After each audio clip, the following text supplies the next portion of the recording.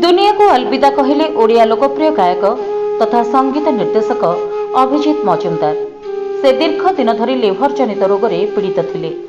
चिकित्साधीन अवस्था आज रविवार भुवनेश्वर एम्स रे सकाळ समय 9:02 रे आखि बुझिछन्ती ओडिशार लोकप्रिय गायक तथा समस्तंकर प्रिय अभिजीत दा।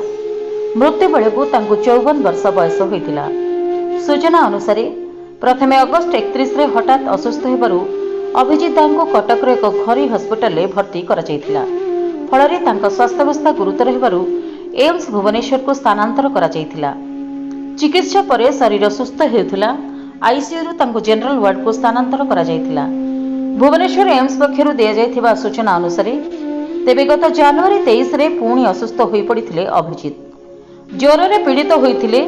ଆଜି ସକାଳ 7:43 ରେ हार्ट अटैक आसिबा परे तांकु सीपीआर दिया जायतिला, किंतु समस्त चेष्टा सत्ते तांकु बंचाई पारि नथिले डाक्टर। 9:02 रे आखि बुझिछन्ती आम समस्तंक प्रिय अभिजीत मजुमदार। तांको वियोग रे परिवार और इंडस्ट्री रे शोकर छाया खेली जाइछि।